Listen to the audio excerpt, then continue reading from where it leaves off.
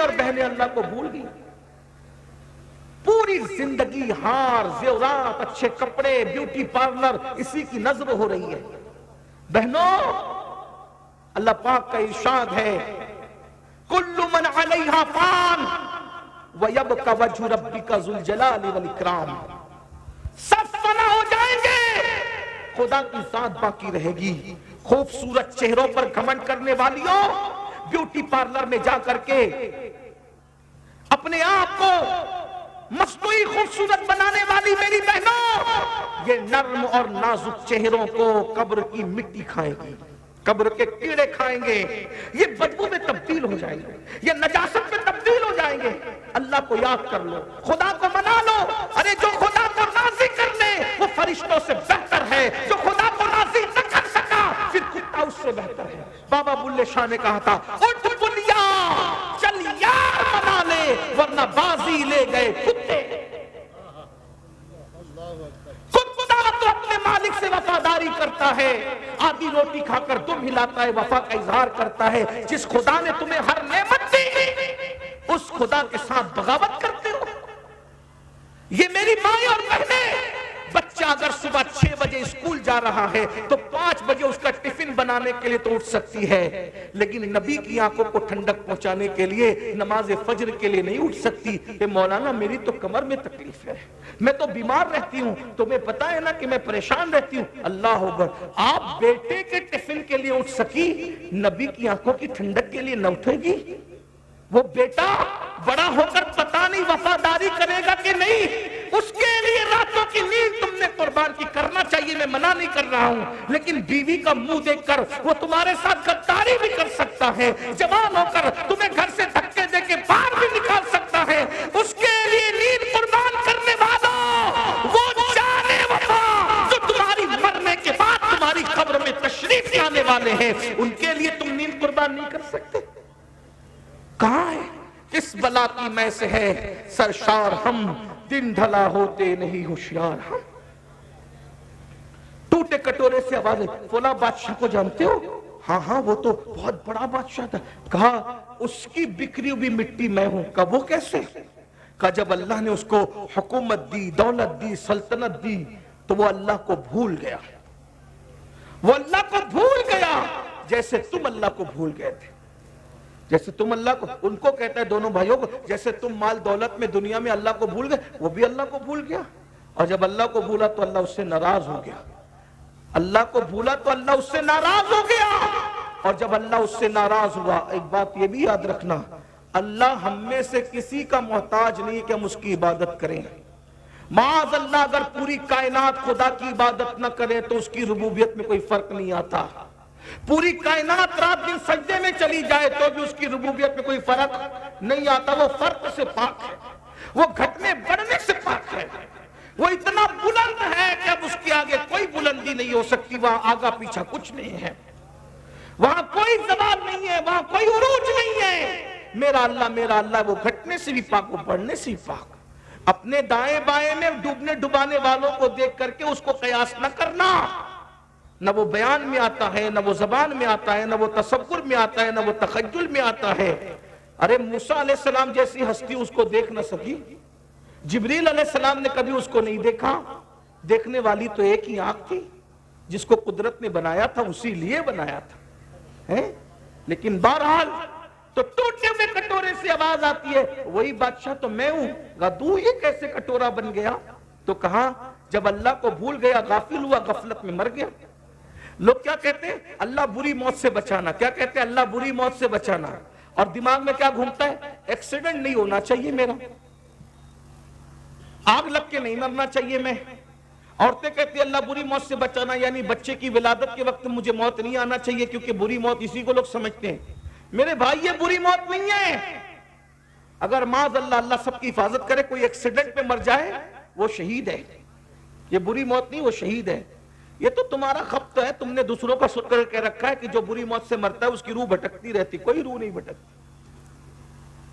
یہ سب ناپاک جنات ہیں جو تمہیں ورگلاتے ہیں. اور یہ مسلمان تو ہو گئے لیکن جدھر سے کنورٹ ہو کر کے آئے اس کی کچھ نہ کچھ نحوست ابھی بھی دل و دماغ میں خبط کی شکل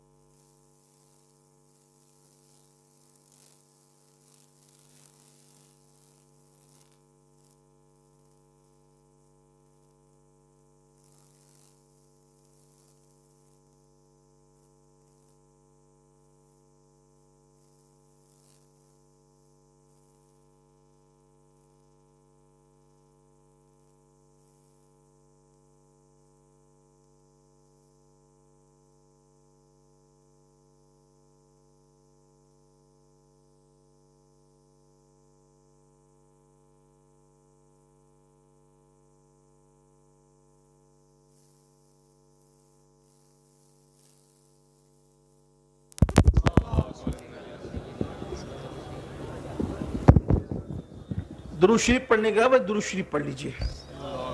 جو لوگ درود شریف پڑھ سکتے ہیں وہ بلند آواز سے پڑھ لیں درود شریف. اللہ رب محمد صلی اللہ علیہ وسلم نحن عباد محمد صلی اللہ علیہ وسلم وعلا ذوی وآلہ ابد الدہور وکرما صلاۃ و سلام علیک یا سیدی یا جد الحسن والحسین. بس میں اب ختم کرنے لگا ہوں، تھوڑا سا وقت ہے. نہ ایکسیڈنٹ کی بری موت ہے، اللہ سب کو بچائے، لیکن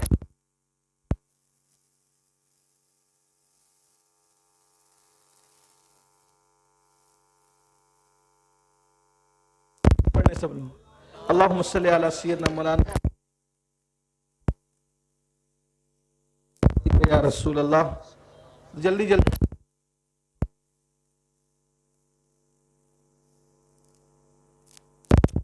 بیوی کا خیر الخلق کلہم.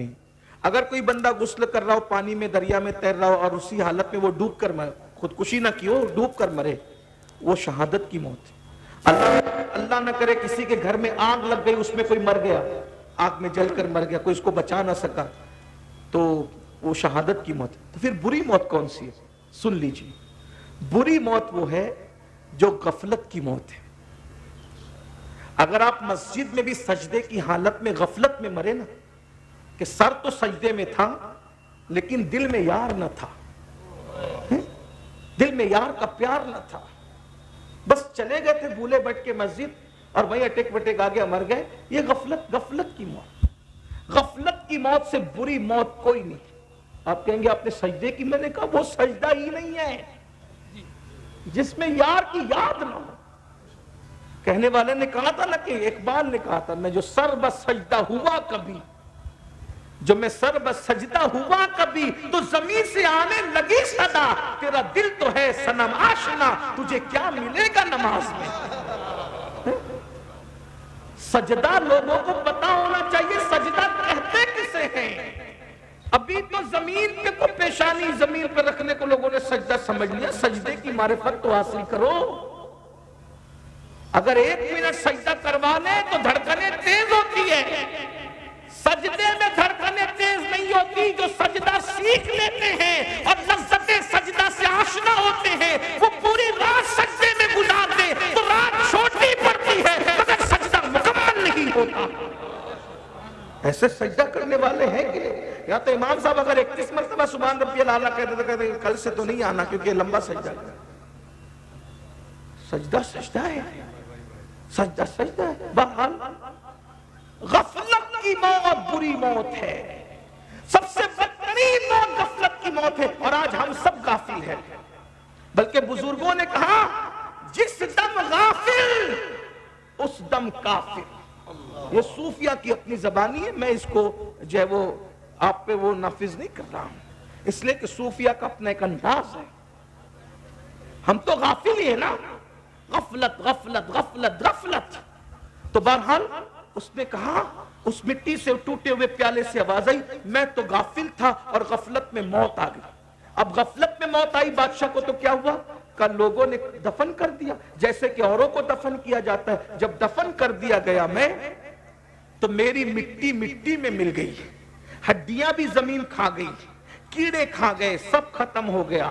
اور جب مٹی میری مٹی میں مل گئی، یعنی میرا جسم مٹی میں مل گیا، تو پھر صدیوں میں ایسے سال آئے کہ اوپر کی مٹی نیچے، نیچے کی مٹی اوپر، اوپر کی مٹی نیچے، نیچے کی مٹی اوپر. پھر کیا تھا؟ بس دل کا درد کہہ رہا ہوں، دھیان سے سن لو میرے جوانوں. اس ٹوٹے ہوئے پیالے سے آواز آئی، جب میری مٹی مٹی میں مل گئی، مٹی مٹی میں مل گئی، تو مٹی اگرچہ مٹی میں مل جائے، جسم اگرچہ مٹی میں مل جائے، مگر روح باقی رہتی ہے. تو ایک ایک ذرے کے ساتھ کیا ہو رہا ہے یہ احساس ہوتا ہے. اور حدیث پاک میں آیا کہ جن جن چیزوں سے زندوں کو تکلیف پہنچتی ہے ان چیزوں سے مردوں کو بھی تکلیف پہنچتی ہے. تو اس ٹوٹے ہوئے پیالے سے آواز آئی، تھا تو کبھی بادشاہ، مگر جب مٹی مٹی میں مل گئی تو لوگ میرے اوپر پیشاب کرتے تھے، میرے منہ پہ پاخانہ کرتے تھے. میرے بھائیوں، ایک منزل آپ پر بھی وہ آ سکتی ہے. مرنے کے بعد جب لوگ ہماری مٹی پر پیشاب کریں گے تو ہمارا کیا بنے گا؟ لوگ ہماری مٹی پہ پاخانہ کریں گے تو ہمارا کیا بنے گا؟ ارے قبروں پر کتے گھومیں گے تو کیا بنے گا؟ یہ غافل لوگوں کا حال ہے. اللہ اکبر. خدا کے لیے دنیا ہی سب کچھ نہیں ہے. یہ دنیا چند دن کی ہے. یہ دنیا چند لمحے کی ہے. ارے میرے بھائی تمہیں کس نے منع کیا مال نہ کماؤ, عزت نہ کماؤ, اچھا کھانا نہ کھاؤ؟ کس نے منع کیا؟ اچھا کھاؤ, اچھا پہنو, مال کماؤ, سب کرو, انجوائے کرو, مگر حرام کام مت کرو, اللہ کی نافرمانی مت کرو, اللہ کو مت بھولو, روزی پاکے رزاق کو مت بھولو, کچھ وقت نماز کے لیے نکالو, کچھ وقت عبادت کے لیے نکالو, اللہ کے لیے کچھ ٹائم نکال لیا کرو. میرے بھائیوں, جس اللہ نے ہمیں پوری زندگی دی ہے, 10 منٹ کا ٹائم اس کے لیے نہیں ہے آپ کے پاس, ہم سے بڑا بے وقوف کون ہوگا؟ ہم سے بڑا ناہنجار کون ہوگا؟ ہم سے بڑا غدار کون ہوگا؟ میرے بھائی ہم نے واٹس ایپ کو تو گھنٹوں دیے, اپنے اللہ کے لیے 10 منٹ نہیں ہے. اللہ اللہ, ہم نے فیس بک کو تو گھنٹوں دیے, اپنے اللہ کے لیے 10 منٹ نہیں ہے. یعنی معاذ اللہ, جتنی اہمیت آپ واٹس ایپ کو دے رہے ہیں اتنی اہمیت بھی آپ اللہ کی عبادت کو نہیں دے رہے ہیں. آپ کون سے مسلمان ہو میرے بھائی؟ آپ کیسے مسلمان ہو میرے بھائی؟ ارے اللہ سے پیار کرنے والے تو وہ تھے کہ پہلی رات کی دلہن چھوڑ دی اللہ کے لیے اور جام شہادت نوش کر لیا. پھر اللہ نے دیکھو, جو اللہ سے پیار کرتا ہے اللہ اس سے کیسے پیار کرتا ہے؟ توجہ آپ کی, جو اللہ سے پیار کرتا ہے اللہ اس سے کیسے پیار کرتا ہے؟ اللہ اس کے لیے قانون بدل دیتا ہے.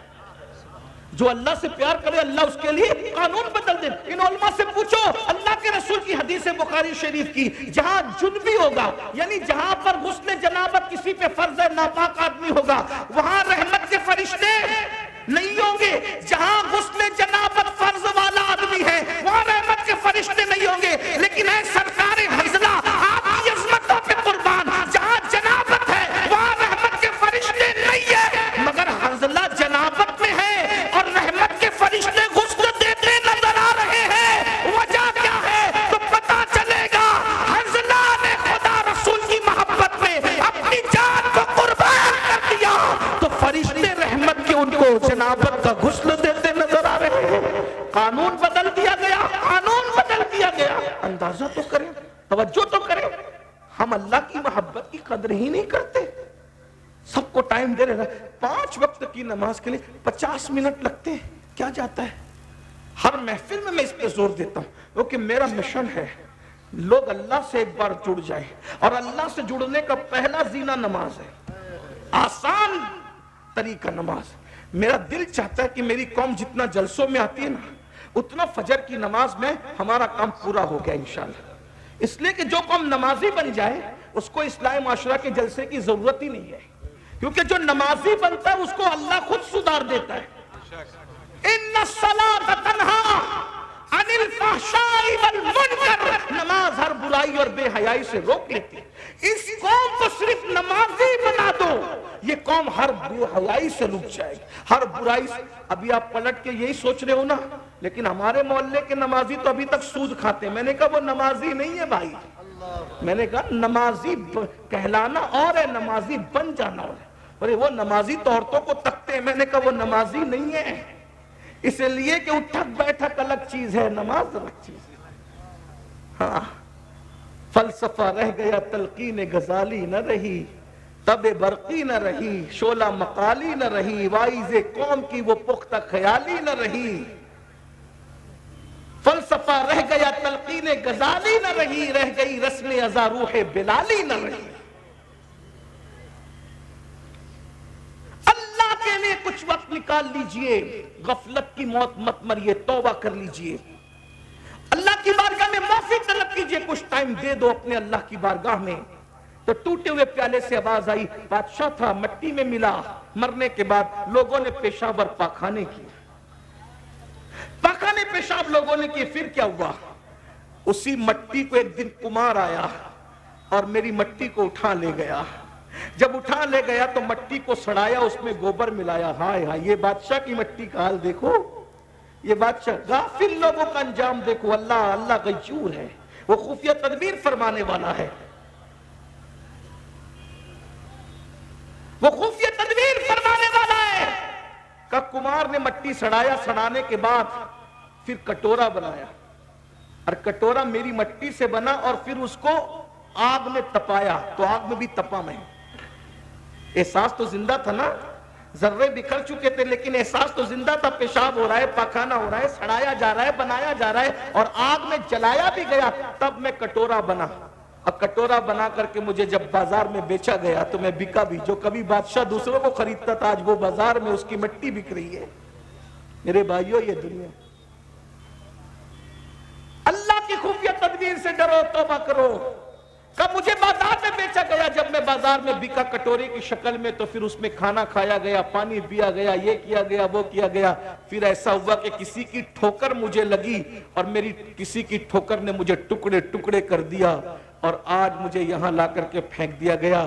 تم کو زمین پہ لڑتا ہوا دیکھ کر کے میں سوچ رہا ہوں کہ چلو میں فائدہ نہ اٹھا سکا نصیحتوں سے, تم کو نصیحت کر دوں. اس لیے سدھر جاؤ, سنور جاؤ, اس طرح دنیا سے محبت نہ کرو. تب دونوں بھائی کو سمجھ میں آیا جب بادشاہوں کا یہ حال ہوا مرنے کے بعد ہمارا کیا حال ہوگا. بس میں بھی اسی بات پر اپنی بات کو مکمل کر لیتا ہوں, ٹائم زیادہ ہو گیا. انشاءاللہ غوث پاک کے خطبات کے جو اقتباسات میں نے چھڑکار غوث پاک کا عنوان اہل سنت و جماعت کی محافلوں میں ایسا ہے کہ سنیوں کا بچہ بچہ جانتا ہے. بے شک آپ غوث پاک کی جس کرامت کو پڑھیے سنی اس کو پہلے سے سن چکا ہوگا. جی اتنا غوث پاک پر بیان ہوا کہ ولیوں کی کائنات میں اتنا کسی پر بیان نہیں ہوا. بے شک غوث پاک پر اتنا لکھا گیا کہ ولیوں کی کائنات میں ان سے زیادہ کسی پہ نہیں لکھا گیا. بلکہ حضور غوث پاک کی شان تو یہ ہے کہ مسلم تو مسلم, جو لوگ مسلمان نہیں ہیں ان کا بھی ایک بڑا طبقہ حضور غوث پاک کو مانتا ہے. بے شک آپ ہماری پرانی کتابیں اٹھا کر دیکھیں بزرگوں کی, تو راجہ رنجیت سنگھ کے دربار میں بھی سرکار غوث پاک کی 11ویں ہوا کرتی تھی. جی بے شک بے حضور غوث شک پاک کی شان یہ ہے. اس مضمون کو میرے امام نے یوں بیان فرمایا ہے, وہابی رافضی کی کور نفسی, وہابی رافضی کی کور نفسی کہ ہندو تک تیرا قائل ہے یا غوث, کہ ہندو تک تیرا قائل ہے یا غوث. تو بہرحال ہمارے یہاں ہمارے مرشد کو اللہ رب العزت نے بڑی مقبولیت عطا فرمائی ہے اور ان کی محبت لوگوں کے دل میں اپنے تو اپنے ہے, بیگانوں کے دل میں بھی عطا فرمائی ہے. تھوڑی دیر کے لیے میں آپ کی خدمت میں حاضر ہوں اور حضور غوث پاک کی بہت ساری کوئی شان بیان کرنے کی بجائے صرف ایک ہی بات پر ہم گفتگو کر کے اپنی گفتگو کو مکمل کریں گے. کہتے ہیں کہ خطابت کا جو فن ہے یہ بہت بڑی چیز ہے. اللہ تبارک و تعالیٰ نے جس کو خطیب بنایا, جس کو زبان دی, اس کو بڑی نعمت عطا فرمائی. لوگ اس کا مس یوز بھی کرتے ہیں لیکن ہم اس پر کوئی گفتگو نہیں کرتے. مگر یہ ضرور ہے کہ ہر نبی کو اللہ نے خطابت عطا فرمائی, ہر نبی خطیب ہوئے ہیں, اس لیے کہ لوگوں کو اللہ کی طرف بلانے کے لیے بہت مؤثر ذریعہ خطابت ہے, واعظ و نصیحت ہے. اسی طریقے سے آپ دیکھیں ہندوستان کی سرزمین پر ملک کو آزادی دلانے میں خطابت نے ایک بڑا کارنامہ انجام دیا ہے. اسی طریقے سے دین کی اشاعت کے لیے خطابت نے ایک بڑا کارنامہ انجام دیا.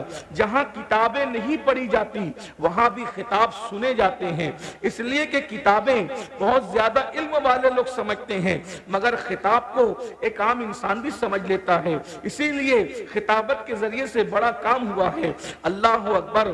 اپنے مرشد حضور غوث پاک کو جب ہم دیکھتے ہیں تو سرکار غوث اعظم جیسا ولی اگر ہمیں کوئی نظر نہیں آتا, غوث پاک جیسا کوئی مفکر ہمیں نظر نہیں آتا, غوث پاک جیسا کوئی معمار قوم و ملت ہمیں نظر نہیں آتا, غوث پاک جیسا عظیم مصلح ہمیں کوئی نظر نہیں آتا, غوث پاک جیسا جیسے مصنف ہمیں کوئی نظر نہیں آتا, غوث پاک جیسا جیسے عظیم صاحب ولایت کوئی نظر نہیں آتا, ویسے حضور غوث اعظم جہاں اپنی شخصیت کے اندر ایک بڑی عظیم ہستی ہے, ہر جہت سے وہ بے مثل و بے مثال ہے, اسی طریقے سے اللہ نے ان کو جو خطابت کا فن عطا کیا تھا ان کے دور میں آپ جیسا خطیب دنیا نے نہیں دیکھا. خطابت کا وہ عالم تھا کہ حضور غوث پاک کی محفل میں ایک وقت میں 70 ہزار لوگ جمع ہوا کرتے تھے, 70,000 لوگ. اور یہ کیمرے کتنے ہیں جو بیان ریکارڈ کر رہے ہیں,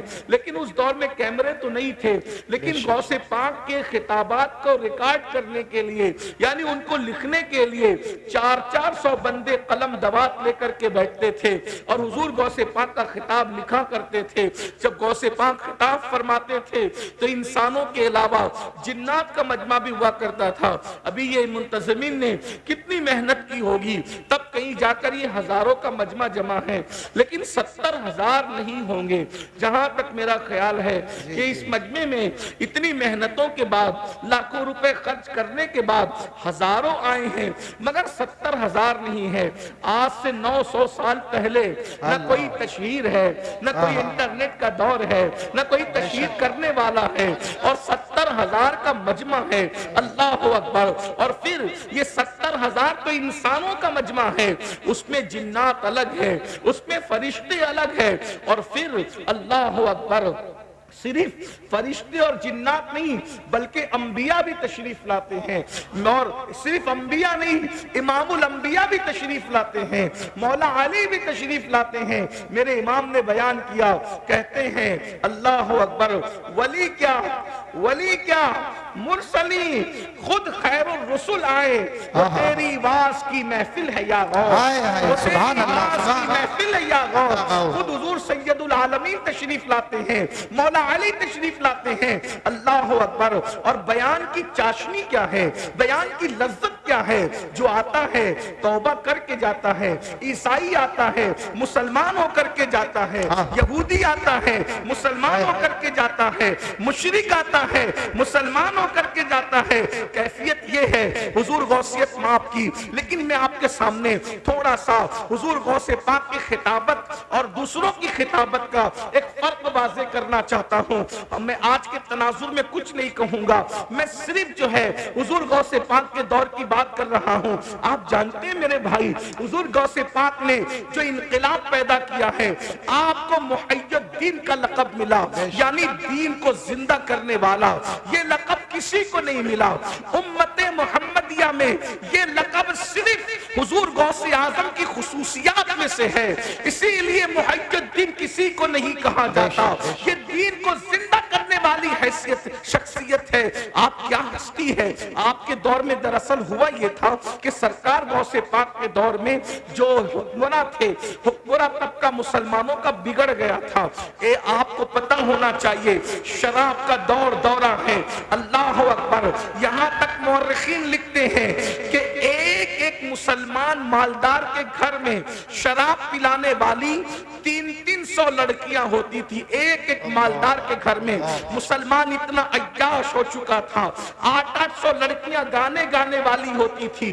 دولت کی وجہ سے لوگ آوارہ ہو چکے تھے، دولت کی وجہ سے لوگ عیاش ہو چکے تھے۔ اور ایک بات آپ کو بتاؤں، حالات یہ تھے حضور غوث پاک کے دور میں کہ مسلمان عیسائی لڑکیوں کے ساتھ جو ہے وہ ان کو اپنے حرم میں لا کے رکھ رہے تھے، یہودی لڑکیوں کو اپنے حرم میں لا کر کے رکھ رہے تھے۔ گویا کہ عیاشی کا کوئی بھی موقع انہوں نے ہاتھ سے جانے نہ دیا۔ اور پھر مذہبی طبقہ مالداروں کے سامنے سرنڈر ہو چکا تھا۔ مذہبی طبقے کا حال یہ تھا، وہ تقریریں کرتے تو لوگوں کو سلانے والی سے مطلب یہ، ارے تمہیں کیا ڈرنا، تم تو مسلمان ہو، تمہیں تو جنت ملنی ہی ملنی ہے۔ آپ مجھے بتائیں، شرابیوں کو جنت اس طریقے سے بانٹی جائے گی تو کیا وہ شراب چھوڑے گا؟ جواریوں کو جب جنتی کہا جائے گا، آوارہ گردی کرنے والوں کو جب جنتی کہا جائے گا تو کیا وہ برائی سے وہ باز آئے گا، وہ توبہ کرے گا؟ اللہ اکبر۔ قرآن حدیث کو چھوڑ کر منبر سے سب بیان ہو رہا تھا، یہاں تک کہ جھگڑے اہل علم میں یہاں تک پہنچ گئے تھے۔ اور جھگڑا بھی کس بنیاد پہ ہو رہا تھا؟ کالا کلر افضل ہے یا سفید کلر افضل ہے، سفید کلر افضل ہے یا ہرا کلر افضل ہے، یعنی قوم کو بیوقوف بنانے کی ہر پوری کوشش کر لی گئی تھی، اس لیے کہ وہ جانتے تھے جب تک کہ قوم کو لڑائیں گے نہیں، اس وقت تک کہ ہم حکومت نہیں کر سکتے۔ اللہ اکبر۔ قوموں کے نذرانے پر پلنا یہ اس دور کے اہل علم کی پہچان ہو چکی تھی۔ اللہ اکبر۔ یہاں تک کہ اسلام جو ہے اس حالت میں پہنچ گیا، ایسے لگتا تھا جیسے اسلام معاذ اللہ مٹنے کے قریب ہو گیا، اسلام مرنے کے قریب ہو گیا، لیکن اسلام مٹنے تو نہیں آیا، اسلام مرنے تو نہیں آیا۔ اللہ اللہ میرے آقا علیہ الصلوۃ والتسلیم کے پیارے دیوانوں، اس وقت اللہ نے قطب الاقطاب حضور غوث اعظم شیخ عبد القادر جیلانی کو پیدا فرمایا۔ امام حسن اور امام حسین کا وہ شہزادہ جو نجیب الطرفین سید تھا، جس کے بارے میں میرے امام یوں بیان فرماتے ہیں، تو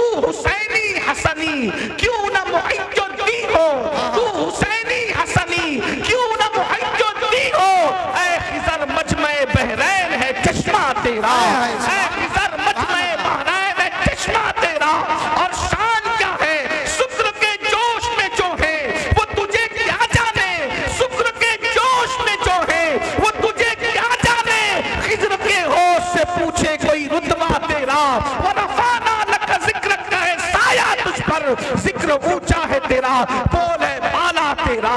سرکار غوث اعظم بغداد گئے، بغداد کیپٹل تھا، بغداد راجدھانی تھا، اللہ اللہ، جب غوث پاک وہاں پہنچے مدرسے میں تعلیم حاصل کی، اور اس کے بعد لوگ اپنی اپنی محفلیں سجائے بیٹھتے تھے۔ ایک دن اللہ کے رسول تشریف لائے اور اس کے بعد کہا بیٹے عبد القادر تم بیان نہیں کرتے؟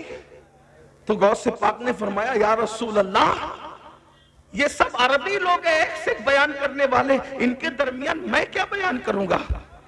سرکار غوث پاک سے حضور نے فرمایا تم بیان کرو۔ عرض کی حضور میں عجمی ہوں، یعنی کہ غوث پاک کا جو وطن تھا جیلان تھا وہ ایران میں تھا، اس بنیاد پر فرمایا کہ میں عجمی ہوں حضور میں کیسے بیان کروں؟ تو اللہ کے رسول علیہ السلام نے فرمایا اپنا منہ کھولو، اور جب انہوں نے منہ کھولنے کے لیے فرمایا تو سرکار غوث پاک نے اپنے نانا جان مصطفیٰ کریم صلی اللہ علیہ وآلہ وسلم کے کہنے پہ منہ کھولا، تو حضور نے 7 مرتبہ اپنا لعاب غوث پاک کے منہ میں ڈالا، اور ساتھ میں مولا علی بھی تشریف لائے تھے۔ سرکار مولا علی آگے بڑھے اور آپ نے 6 مرتبہ غوث پاک کے منہ میں اپنا لعاب ڈالا۔ تو غوث پاک نے پوچھا دادا جان، نانا جان صلی اللہ علیہ وآلہ وسلم نے تو 7 مرتبہ ڈالا، آپ نے 6 مرتبہ کیوں؟ تو فرمایا تمہارے نانا جان صلی اللہ علیہ وآلہ وسلم کے ادب کی وجہ سے، کیونکہ میں رسول اللہ نے 7 مرتبہ ڈالا تو میں 7 مرتبہ اس لیے منہ میں آپ کے لعاب نہیں ڈالتا تاکہ ادب ملحوظ رہے، میں نے 6 پر رک کر کے بتایا کہ میں نبی کی برابری نہیں کرنا چاہتا۔ حضور غوث پاک فرماتے ہیں جب رسول اللہ کا لعاب اور مولا کائنات کا لعاب میرے منہ میں پڑا تو لوگوں کو جیسے بے ساختہ الٹیاں آتی ہے ویسے مجھے تقریر آتی تھی، اور میں کنٹرول کے باوجود بھی، نہ چاہنے کے باوجود بھی خطاب سے رک نہیں پاتا تھا۔ اور پھر فرمایا جب میں نے خطاب سنا، غوث پاک فرماتے ہیں میرے پہلے خطاب میں صرف 2 لوگ بیٹھے ہوئے تھے، 2 لوگ، پہلی تقریر میں 2 لوگ بیٹھے ہوئے تھے، اور جب بھیڑ بڑی تو ایسا کہ میرا مدرسہ بھر گیا، پھر اس کے بعد جامع مسجد بھر گئی، پھر اس کے بعد اور بھیڑ بڑی تو لوگ میرا منبر اٹھا کر کے عیدگاہ لے گئے، اور ایک ایک وقت میں 70 ہزار کا مجمع آنے لگا۔ اللہ اکبر، یہ کیفیت ہوئی، لوگوں کو ہدایت ملنے لگی، جتنے مقرر لوگ تھے سب کی محفلیں سونی ہو گئی۔ اس کی وجہ یہ ہے وہ کہانی لے کر بیٹھے تھے، وہ قصے لے کر کے بیٹھے تھے، وہ اپنی مرضی اور نفسانی خواہشات کے مطابق گفتگو کر رہے تھے۔ غوث پاک نے لوگوں کو قرآن و سنت کی طرف بلایا، لوگوں کو توحید و رسالت کی طرف بلایا۔ آپ جانتے ہیں اللہ اکبر، حضور غوث پاک کے دور میں کس طرح گمراہ کیا جا رہا تھا، لا یعنی باتیں کہی جا رہی تھی، غوث پاک نے قرآن و سنت کی طرف بلایا۔ اب میں اپنے اصل عنوان کی طرف آتا ہوں، چند خطبات میں حضور غوث پاک کی آپ کی خدمت میں پیش کرنا چاہتا ہوں۔ حضور غوث پاک فرماتے ہیں اگر مقرر مال کے لیے جو ہے وہ تقریر کرے، یہ غوث پاک کے خطبات سے میں پڑھ رہا ہوں، آج کے تناظر میں میں نے کوئی بات نہیں کرنی، لوگ برا مانتے ہیں اس لیے میں آج کے تناظر میں کچھ نہیں کہہ رہا ہوں، میں 900 سال پہلے کی بات اور 900 سال پہلے کی بات کر رہا ہوں۔ اللہ اکبر، غوث پاک فرماتے ہیں جو مال کی محبت میں تقریر کرتا ہے اس کی تقریر سے کوئی فائدہ نہیں ہو سکتا، اس کی تقریر سے کوئی انقلاب نہیں آ سکتا، اس کی تقریر سے کوئی تبدیلی نہیں آ سکتی۔ گفتگو اور تقریر تو صرف ایک کے لیے ہونا چاہیے جو وحدہ لا شریک ہے، اس کی رضا کے لیے ہونا چاہیے۔ اللہ اکبر، بلکہ لوگ دولت کے لیے بھی تقریر نہ کرے، لوگ داد کے لیے بھی تقریر نہ کرے، لوگ فریاد کے لیے بھی تقریر نہ کرے، ایک مقصد ہو اللہ راضی ہو جائے۔ اللہ کو راضی کرنے کے لیے میں اوپر کے طبقے کو تو کچھ کچھ نہیں کہتا، لیکن میں دنیا میں یہ میرے جو بھائی جو میرے ساتھی ہیں، میں ان سے کہنا چاہتا ہوں کہ آج ہم بھی جلسے کرتے ہیں تو کیا انقلاب آتا ہے؟ آپ کہیں گے نہیں آتا۔ کیوں نہیں آتا؟ اس کی وجہ یہ ہے ہم جلسہ سال بھر میں ایک اس لیے کرتے ہیں کہ سال بھر تک ہمارے گن گائے جاتے رہے کہ کمیٹی نے کتنا بڑا مقرر بلایا تھا اور کتنی بڑی بھیڑ جمع ہوئی تھی۔ میرے بھائی، ہم میں سے کیا کسی کی نیت یہ ہے کہ اللہ راضی ہو جائے؟ ذرا بتائیے تو صحیح، آپ نے لاکھوں لوگ جمع کر لیے اور اللہ راضی کرنے کی نیت نہیں ہے تو بھائی یہ لاکھوں لوگ تو ڈگڈگی بجانے والے مداری کی محفل میں بھی آ جاتے ہیں، یہ لاکھوں لوگ تو جو ہے وہ سیاسی لیڈروں کی محفل میں بھی آ جاتے ہیں، یہ لاکھوں لوگ تو اللہ اکبر نچنیے گویوں کی محفلوں میں بھی آ جاتے ہیں۔ اگر اپنی محفل میں آئے تو فرق کیا ہے؟ یاد رکھو، جو کام کرو رضا الہی کے لیے کرو۔ اب غوث پاک کے خطبات کے چند اقتباسات میں پیش کر رہا ہوں۔ غوث پاک کیسے خطاب کرتے تھے؟ لوگ اپنے کپڑے پھاڑ لیتے تھے، غوث پاک کا خطاب سن کے کپڑے پھاڑ لیتے تھے، لوگ اللہ کے خوف سے مر جاتے تھے، کئی جنازے اٹھتے تھے، کچھ لوگ بے ہوش ہو جاتے تھے۔ غوث پاک کا خطاب سن کے بے ہوش، کیا تاثیر تھی زبان میں، اور جب گفتگو کرتے تھے قرآن و سنت کی طرف بلاتے تھے کس شان سے۔ آئیے پہلی بات حضور غوث پاک فرماتے ہیں، اے نوجوانوں، اب غوث پاک کے خطبات میں پڑھنے لگا ہوں۔ غوث پاک فرماتے ہیں، زبان میری ہے بات ان کی، غوث پاک فرماتے ہیں اے نوجوانوں حسد مت کرو۔ غوث پاک کہہ رہے ہیں، دیکھیے کتنا لچھے دار گفتگو کا دور ہے اور گفتگو کتنی سادی ہو رہی ہے۔ فرماتے ہیں اے جوانوں حسد مت کرو، کیونکہ حسد جیسے سوکھی لکڑی کو آگ کھا جاتی ہے ویسے حسد نیکیوں کو کھا جاتا ہے۔ حسد کرنے والا، توجہ کرنا، حسد کرنے والا ہمیشہ برباد ہے، اور جس سے حسد کیا جاتا ہے اس کا کچھ نہیں بگڑتا۔ فرمایا شیطان کا گھر جس نے ویران کیا وہ حسد ہی تو تھا، جس نے شیطان کو شیطان بنایا وہ حسد ہی تو تھا۔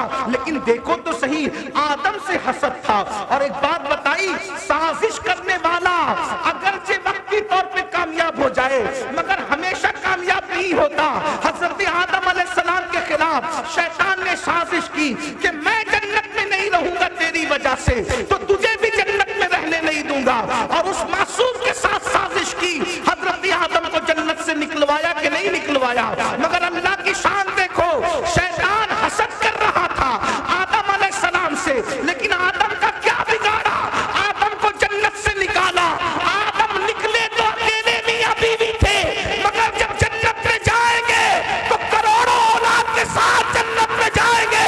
غوث پاک فرماتے ہیں حسد کرنے والے کا بگڑتا ہے، جس سے حسد کیا جاتا ہے اس کا کچھ نہیں بگڑتا۔ سازش کرنے والا برباد ہوتا ہے، جس کے ساتھ سازش کی جاتی ہے اس کا کچھ نہیں بگڑتا۔ دیکھو تو صحیح، اب آپ سے پوچھتا ہوں،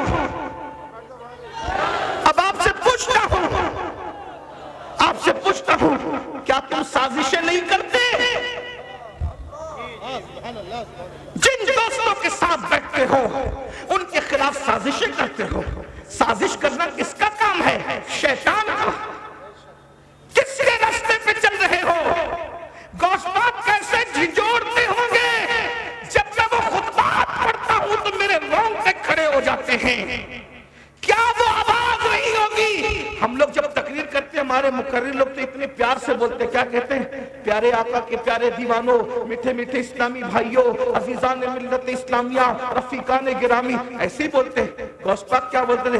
او زندگیوں سدھر جاؤ ورنہ تمہیں قتل کرا دوں گا۔ وہ غوث پاک ایسے لہجہ یہ تھا، او بے دینوں دین کی طرف آ جاؤ ورنہ تمہیں برباد کر دوں گا۔ یہ لہجہ انہی کو زیب دیتا ہے۔ بھائی جو عشاء کے وضو سے 40 سال تک فجر کی نماز پڑھتا رہا، یہ لہجہ اسی کو زیب دیتا ہے۔ جو تقریر کرنے کے بعد خود فجر نہیں پڑھتا اس کو یہ لہجہ کیسے زیب دے سکتا ہے؟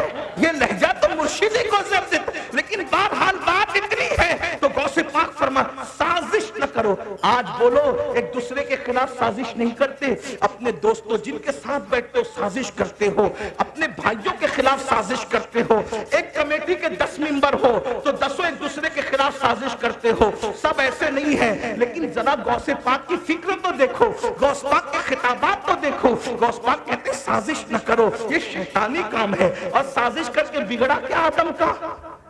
کیا بگڑا؟ اکیلے آئے تھے سازش کی وجہ سے, لیکن کروڑوں اربوں خربوں اتنی اولاد جو پھیلی, آدم کا بگڑا کیا؟ پتا چلا سازش کر کے کوئی کسی کا بگاڑ نہیں سکتا, وہ اپنا ہی بگاڑتا ہے. نہ کرو سازش, مومن کا کام نہیں. بلکہ مومن کا کام کیا ہے؟ اللہ کے رسول فرماتے ہیں الدین النصیحہ, دین بھلا چاہنے کا نام ہے. دین بھلا چاہنے کا نام ہے. سازش کرنا مومن کی شان نہیں, بھلا چاہنا مومن کی شان ہے. آپ کہیں گے میں تو سب کا بھلا چاہتا ہوں, کوئی میرا بھلا نہیں چاہتا. میں نے کہا یہ تو اور بھلے کی بات ہے. کیوں؟ جب تم سب کا بھلا چاہتے ہو تو قدرت تمہارا بھلا چاہتی ہے. اب کوئی آپ کا بھلا چاہے نہ چاہے, قدرت جس کا بھلا چاہے اس کا بگاڑ کیا کون سکتا ہے؟ اس لیے میرے بھائیوں سازش سے نکلو. یہ غوث پاک کے خطبات کا حصہ ہے جو میں پیش کر رہا ہوں. حسد سے نکلو. آج کوئی دوست زیادہ خوبصورت ہے تو دوسرے دوست اس سے حسد کرتے ہیں. اگر کوئی مالدار ہے اس سے حسد کرتے ہیں. غوث پاک فرماتے ہیں حسد کرنے والا اللہ کا دشمن ہے. حسد کرنے والا, تم تو اپنے اماموں سے بھی حسد کرتے ہو, تم تو اپنے بھائیوں سے بھی حسد کرتے ہو, تم تو اپنی بہنوں سے بھی حسد کرتے ہو. کتنے حسد میں ڈوب گئے.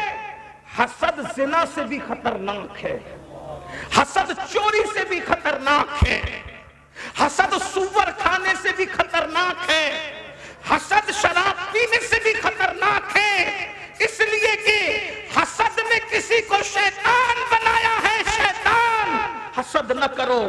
آج تو اماموں سے حسد, بھائیوں سے حسد, بہنوں سے حسد کسے کہتے ہیں؟ جس کو آپ جلیسی کہتے ہیں. یعنی کسی پہ اچھی چیز دیکھ کر کے جلنا. اس کو کیوں؟ غوث پاک کہتے ہیں وہ اللہ کا دشمن ہے. حسد کرنے والے تو اللہ کا دشمن ہے, کیونکہ اللہ دے رہا ہے اور تجھے برا لگ رہا ہے. جسے اللہ کا کام برا لگے اس کا کیا بنے گا؟ تو غوث پاک فرماتے حسد کرنے والوں کو تو مرتے وقت تو کلمہ بھی نصیب نہیں ہوتا. زنا کرتے ہوئے لوگ پکڑا جاتے ہیں, اس لیے لوگ زنا سے ڈرتے ہیں. تھوڑا سن لو بابا, بہت تھوڑی دیر, بہت لمبا نہیں کروں گا. گھنٹے بھر کا وقت میرے پاس تھا جس میں سے 20 منٹ تو گزر ہی گئے, 20 سے 25 منٹ گزر گئے. 20-25 منٹ اور بچے ہوئے تو تھوڑا سا دھیان دے لو. سب اچھے سے سن رہے ہیں, تھوڑا آپ لوگ میرے بھائی سن لو. میرا چہرہ دیکھنے کے کیا شوق ہے. میں تو کہتا ہوں کہ مجرم کو نہ شرماؤ, احباب کفن ڈھک دو, منہ دیکھ کے کیا ہوگا, پردے میں رہنے دو. ہم اپنے آپ کو خوب سمجھتے ہیں کیا ہے؟ یہ تو اللہ کا کرم ہے کہ اللہ نے میرے گناہوں پہ پردے ڈال رکھا ہے تو آپ محبت کرتے ہو, ورنہ ہمیں اپنی اوقات خود پتہ ہے. مور ناچتا ہے تو بڑا خوبصورت لگتا ہے, بعد میں جب وہ اپنے پیروں کو دیکھتا ہے تو اس کو اپنی اوقات پتہ چلتی ہے میں کیا ہوں. ہم کچھ نہیں ہے. جن کا ذکر ہو رہا ہے ان کو سن لو, بس ان کو سن لو. اس لیے کہ غوث پاک فرماتے ہیں جس کے دل میں میری محبت پیدا ہو جائے میں قیامت کے دن اس کو اپنے ساتھ جنت میں لے کے جاؤں گا. فرماتے ہیں جو مجھ سے محبت کرنے لگے اس سے جو دشمنی کرتا ہے پھر میں اس کو اس کے دشمنوں سے بھی بچاتا ہوں, اور اس کے دشمنوں سے پھر میں خود لڑتا ہوں. کہتے مریدی لا تخف واشن فإنی عزوم قاتل عند القتال. میرے ماننے والے گھبرانا نہیں, تیرا پیر عبدالقادر جیلانی بدلہ لینے والا اور دشمنوں کو قتل کرنے والا ہے.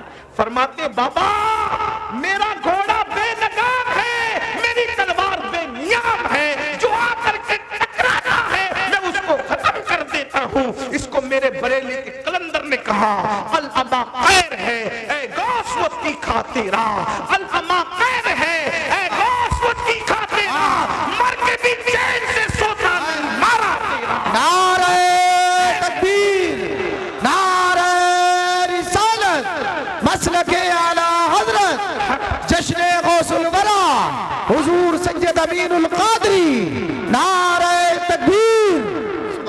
سبحان اللہ.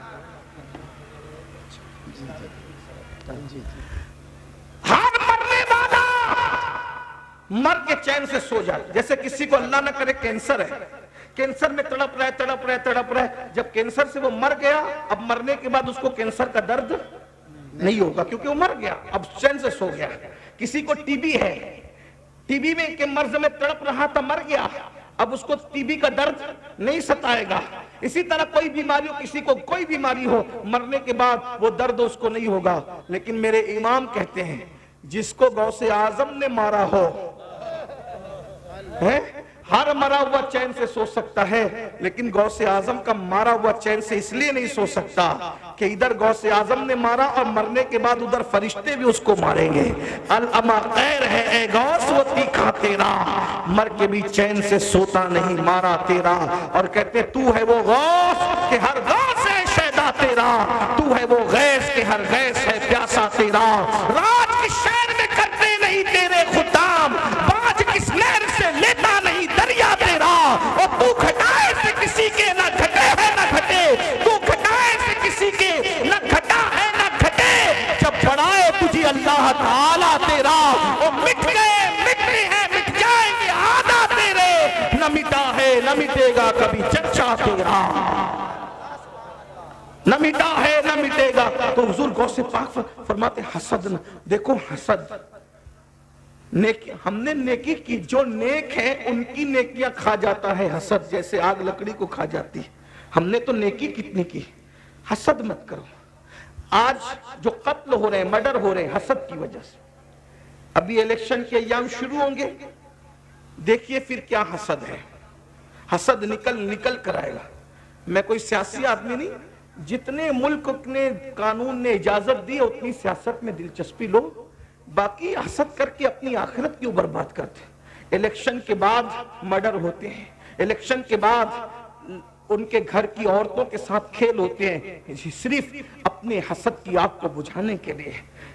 اگر کسی نے کچھ کسی کے ساتھ کر دیا, یہ جادو تک لے جاتا ہے حسد, کرنی کرتب تک لے جاتا ہے حسد. لوگ کہتے ہیں کہ ہر چوتھے آدمی کو شوگر ہے, عامر لوگ کہتے ہیں, میں نہیں کہہ رہا, عامر لوگ کہتے ہیں ہر دوسرے آدمی کو سحر ہے. وجہ حسد. دیورانی جٹھانی پہ کر رہی حسد, ساس بہو پہ کر رہی حسد. یہ حسد کیا ہے؟ اور یاد رکھنا, حسد کر کے تم کسی کو پریشان کرتے ہو, کر سکتے ہو پریشان, اس کو برباد نہیں کر سکتے, اس کو مٹا نہیں سکتے, اس کو ختم نہیں کر سکتے. کیوں؟ شیطان ہلکان کر سکتا ہے, شیطان انسان کو مار نہیں سکتا. یہ آج جو جادو زوروں پر ہے نا, یہ بہنیں پنڈتوں تک جاتی ہے, سادھوؤں تک جاتی ہے, عاملوں تک جاتی ہے, ایسے مولویوں تک جاتی ہے جو کالے کرتب کر کے اپنے آپ کو بھی مولوی کہتے ہیں. کالے کرتب کرنے والا مولوی ہوگا؟ مولوی کا مطلب مولا والا. ہر داڑھی رکھنے والا مولوی نہیں ہوتا. جس کے دل میں اللہ کا ڈر ہوتا ہے وہ عالم ربانی ہوتا ہے. اور 500 1000 میں ایسے کا, اور یہ بھی, اور آپ بھی ڈرتے رہتے ہو, کہتے ہیں اس نے کچھ کر دیا تو کیا. میں نے کہا تیرے رسول نے تو تجھے ایسی حفاظت کا دستہ دیا ہے, ایسی زرہ دی ہے, تم پہنتے کیوں نہیں؟ بہت معافی کے ساتھ حضور نے تمہیں زرہ دے رکھی ہے. زرہ سمجھتے ہو؟ جنگ کے میدان میں جو لوہے کا لباس آتا ہے اس کو زرہ کہتے ہیں. جب وہ پہن کر کے آدمی میدان, ہر بہادر و کمزور و زرہ پہن کے میدان میں آتا, جب میدان میں آتا تو تیر اس پر اثر نہیں کرتے, تلوار اس پر اثر نہیں کرتے, اس کو زرہ کہتے لوہے کا. حضور نے بھی تمہیں زرہ دی ہے. 2 زرہ کا ذکر کرتا ہوں, اور اگر وقت رہا تو تیسری زرہ بھی بتاؤں آپ کو. اپنی طرف سے نہیں, میں کوئی عامل وامل نہیں ہوں, کسی بھی فیلڈ کا عامل نہیں, لیکن ہم تو حضور کے غلام ہیں. ہم ہر چیز میں اپنے بزرگوں کو دیکھتے ہیں.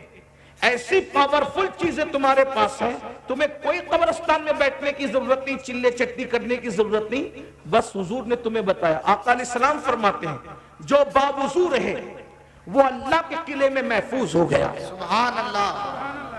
حضور کی حدیث ہے صلی اللہ علیہ وآلہ وسلم, باوضو آدمی پہ جادو اثر نہیں کر سکتا جب تک وہ باوضو رہے گا.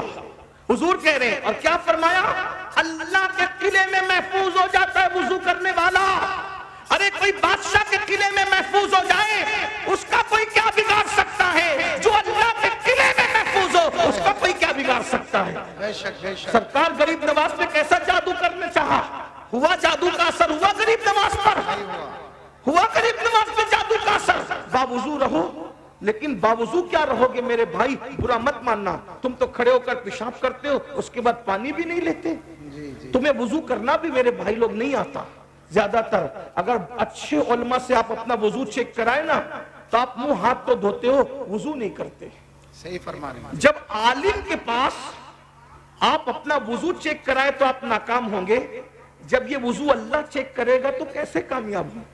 اللہ اکبر اللہ. کمپیوٹر سیکھانا وضو بھی سیکھ لیتے، موبائل چلانا سیکھانا تو غسل بھی سیکھ لیتے، کم سے کم پاک تو رہتے. بے شک. 3 بچوں کے باپ ہو گئے، غسل وضو نہیں آتا. 3 بچوں کی مائیں ہو گئی، وضو سیکھا نہیں. ہر ایک کے لیے وقت دیا، اللہ کے لیے وقت نہیں دیا. اللہ کے بندوں غسل وضو سیکھو. آپ یہ نہ کہنا کہ کس مولوی کو لا کر کے بٹھایا، یہ تو ہمیں غسل وضو کی بات کرتا ہے، ہم تو بہت بڑی بات سننے کے لیے آئے تھے.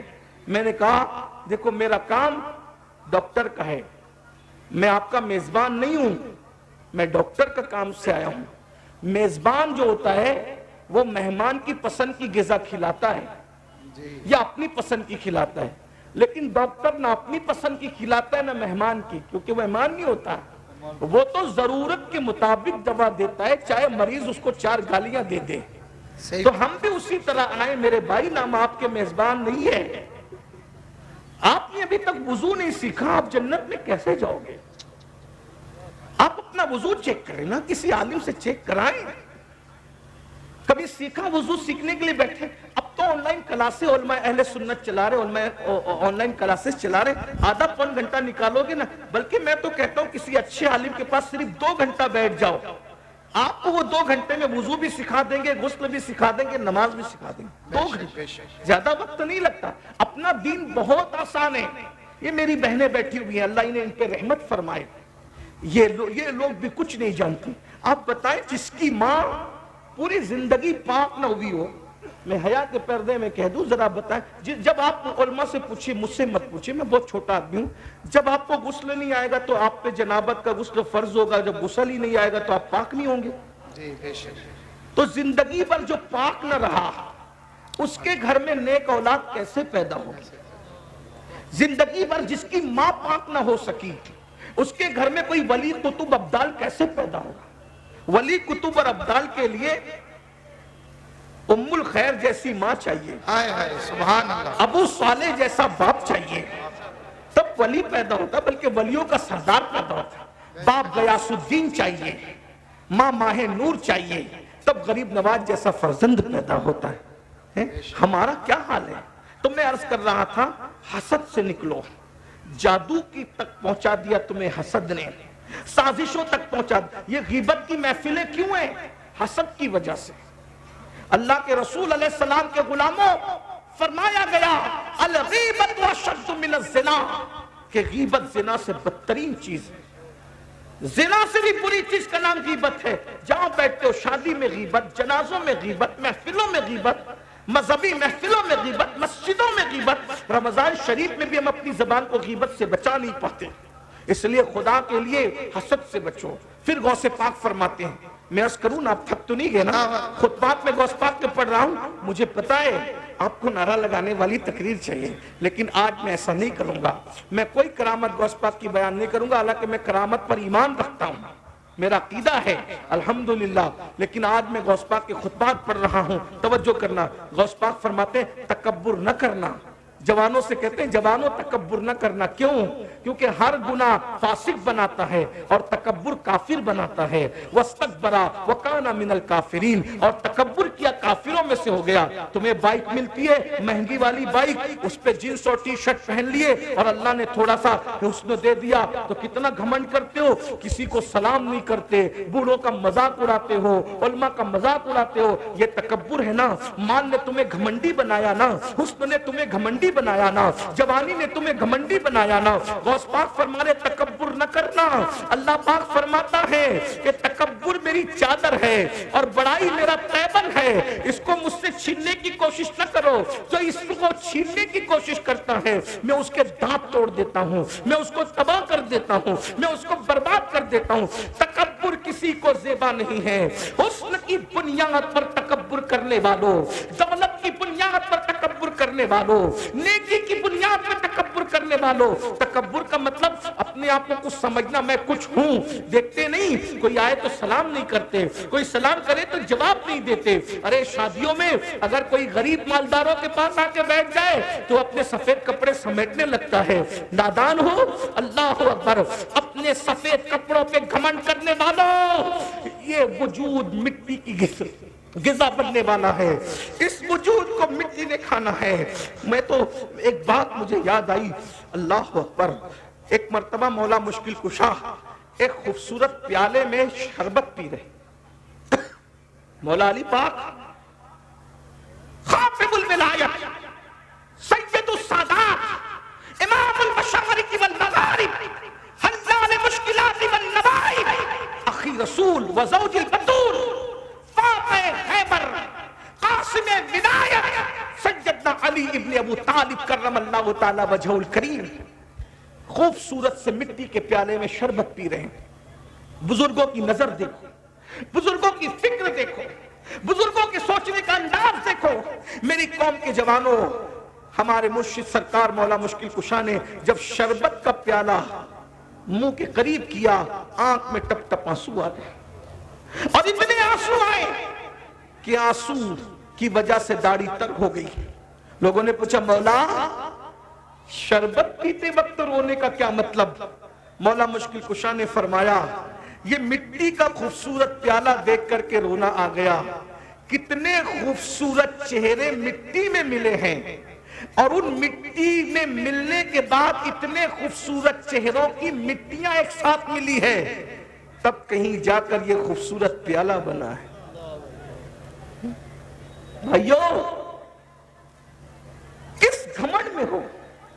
اس دولت کے گھمنڈ میں کہ فرعون دولت کو اپنے ساتھ نہ لے جا سکا، نمرود دولت کو اپنے ساتھ نہ لے جا سکا، دولت کے نشے میں خدا کو بھول کر کے تکبر کر رہے ہو، غریبوں کو حقیر جانتے ہو، ارے زکوٰۃ بھی دیتے ہو تو حقارت کے ساتھ دیتے ہو، چندے بھی دیتے ہو تو حقارت کے ساتھ دیتے ہو۔ ایسے اس سے تو تھا کہ نہ دیتے۔ کیا دین آپ کا محتاج ہے؟ کیا اللہ کے غریب بندے آپ کے محتاج ہیں؟ اللہ کے ایسے بھی بندے زمین پہ موجود ہیں کہ وہ بھیک بھی دیتے ہیں اور معذرت کر کے کہتے ہیں اگر تکلیف ہوئی ہو تو معاف کر دینا۔ چندہ دیتے ہیں، عالم دین سے کہتے ہیں حضرت روزے میں آپ کو مجھے زکوٰۃ میرے پاس لینے کے لیے، چندہ لینے کے لیے آپ آئے، تکلیف ہوئی ہو تو معاف کر دینا۔ کچھ بڑے حقارت سے دیتے۔ گھمنڈ مت کرو، اللہ کو گھمنڈ پسند نہیں ہے، تکبر پسند نہیں ہے، اللہ کو مت بھولو۔ یہاں ایک واقعہ اور یاد آتا ہے جو دل و دماغ کو ہلا دیتا ہے۔ ایک مرتبہ، نوجوان غور سے سننا، ایک مرتبہ دو بھائی اپنی زمین کے لیے جھگڑا کر رہے تھے، لڑ رہے تھے آپس میں، اتنی زمین میری، اتنی زمین تیری، اتنی زمین میری، اتنی زمین تیری۔ وہ اسی میں لڑ رہے تھے۔ آپ بھی لڑتے ہو نا؟ دنیا دنیا دنیا، کبھی اللہ کو بھی یاد کرتے؟ دنیا دنیا دنیا، ہائے دنیا، واہ دنیا، دنیا کرتے ہی مر جاتے۔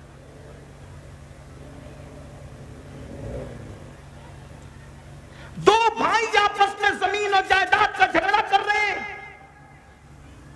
لڑتے لڑتے انہوں نے دیکھا کہ اچانک ایک ٹوٹے ہوئے پیالے سے آواز آئی، اور لڑنے والوں ذرا مجھے دیکھو، میری طرف دیکھو، میری بھی داستان اور آپ بیتی سنو۔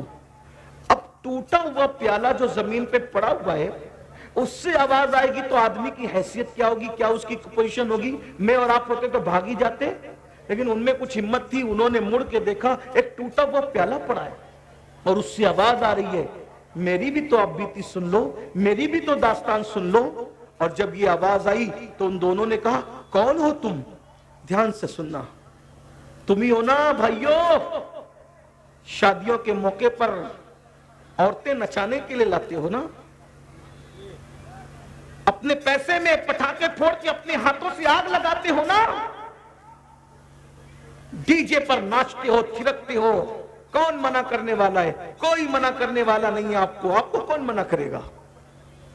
اس لیے کہ جس عالم پر آپ نے اپنا رعب جما رکھا ہے، آپ تو کہتے ہو کہ ہمارے چندے پہ انہیں تنخواہ ملتی ہے، ہمیں کیا روکیں گے؟ لیکن یاد رکھنا، مولوی کو دبانے والوں، مولا کی بارگاہ میں نہ کسی کی دادا گیری چلتی ہے، نہ کسی کی بابا گیری چلتی ہے۔ وہ اللہ فرماتا ہے اِنَّ بَطْشَ رَبِّكَ لَشَدِيدٌ، تیرے رب کی پکڑ بڑی سخت ہے۔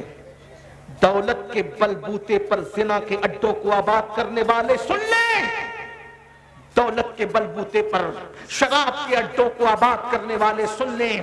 آپ ایسے نہیں ہیں، لیکن میری آواز اللہ وہاں تک پہنچائے گا، مجھے امید ہے جس کانوں کو اس کی ضرورت ہے۔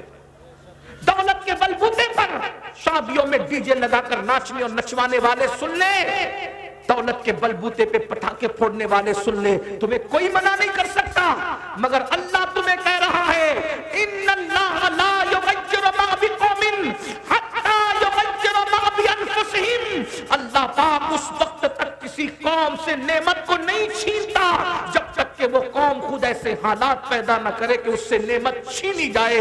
اللہ کی دی ہوئی دولت کا مس یوز کرو گے، غلط استعمال کرو گے، اللہ تم سے چھین لے گا۔ کیا تمہیں نے نہیں دیکھا کہ بڑے بڑے بادشاہ قید خانوں میں رہے؟ کیا تم نے نہیں دیکھا بڑے بڑے بادشاہ ہاتھوں میں بھیک مانگنے لگے؟ آپ کو پتا ہے، اللہ اکبر اللہ اکبر، طارق بن زیاد کی قوم، بربر قوم کا فاتح موسیٰ ابن نصیر، اس کی زندگی قید خانے میں تمام ہوئی۔ حج کے موقع پر لوگوں نے اس کو بھیک مانگتے دیکھا۔ آپ کیا سمجھتے ہو؟ بڑے بڑے سلاطین برباد ہوئے، اس لیے کہ اللہ کی خفیہ تدبیر سے ڈرتے رہو۔ جو دینا جانتا ہے وہ چھیننا بھی جانتا ہے۔ اللہ کے غضب کو چیلنج مت کرو، خدا کے غضب کو چیلنج مت کرو، وہ بہت غجور ہے، وہ بہت غیرت والا ہے۔ اللہ اللہ تو کٹورے سے، ٹوٹے کٹورے سے آواز آتی ہے، میری بھی تو داستان سنو، میری بھی تو آپ بیتی سنو۔ دونوں بھائیوں نے مڑ کے کہا، کون ہے تو؟ اب آواز آ رہی ہے، میں فلاں بادشاہ کا تم لوگوں نے نام سنا؟ تو دونوں بھائی جھگڑا بھول کے ایک دوسرے کو دیکھنے گئے، ارے وہ تو اس بستی کا بہت بڑا بادشاہ تھا، پورے علاقے پر اس کی حکومت تھی، تو اس کو کیسے جانتا ہے؟ تو کہا میں ہی تو اس کی بکھری ہوئی مٹی ہوں، جس کو تم بادشاہ کہہ رہے ہو اس کی بکھری ہوئی مٹی ہوں۔ کہا وہ کیسے؟ بات سمجھ میں نہیں آئی، وہ کیسے؟ اب سننا ذرا اس بادشاہ کی داستان ٹوٹے ہوئے کٹورے کی زبانی۔ یہ دل کی آواز ہے میری، یہ میرے دل کی آواز ہے، میں تقریر نہیں کروں گا۔ جب غوث پاک کا خطاب بیان کروں گا تو میں کیا خطاب کروں گا؟ میں نے کچھ نہیں کہنا، لیکن دھیان سے سنو۔ ایک بادشاہ کی آپ بیتی، ایک ٹوٹے ہوئے کٹورے کی زبانی۔ میری بہنوں کی بھی توجہ چاہیے، چھیڑے تھے پھر کبھی پڑھوں گا۔ اللہ تعالی ہم سب کو توفیق دے، اللہ ہمیں سنوار دے، ہماری زندگیوں میں انقلاب پیدا کر دے، اللہ ہمیں غفلت سے نکال دے، حسد سے نکال دے، تکبر سے نکال دے، گھمنڈ سے نکال دے۔ اللہ پاک نماز کے لیے ہمیں وقت نکالنے کی توفیق عطا۔ علماء کرام کریں 2-4 منٹ کچھ اور بات کر لیں۔ تو آئیے میں نے جو کہا تھا، وہ جو بات چل رہی تھی اسی سے کنیکٹ بات کر دو تھوڑی سی، کیونکہ علماء کرام کا حکم ہے، اس لیے اللہ اکبر۔ تو پہلی چیز جو آپ کے پاس جو حفاظت کا ذرا ہے وہ وضو ہے، اور دوسری چیز میرے آقا فرماتے ہیں نماز۔ اللہ کے رسول فرماتے ہیں کہ جو بندہ نماز پڑھتا ہے اللہ تبارک و تعالیٰ اس کو اپنی حفاظت کی ذرا پہنا دیتا ہے، اور اس سے جو دشمنی کرتا ہے اس سے اللہ لڑتا ہے۔ دیکھیے تو صحیح ذرا غور تو کیجئے کہ اس سے جو لڑتا ہے اس سے اللہ لڑتا ہے، اس سے اللہ انتقام لیتا ہے۔ اور حدیث پاک میں آیا کہ جو بندہ نماز پڑھتا ہے، جو بندہ نماز پڑھتا ہے، اس بندے کا حال یہ کہ اللہ اس کے ساتھ وعدہ فرماتا ہے کہ جو نماز پڑھے گا ہم اس کو بے حساب جنت میں داخل کریں گے، اس کو عذاب میں گرفتار نہیں کریں گے، اس کو عذاب میں مبتلا نہیں کریں گے۔ کیوں؟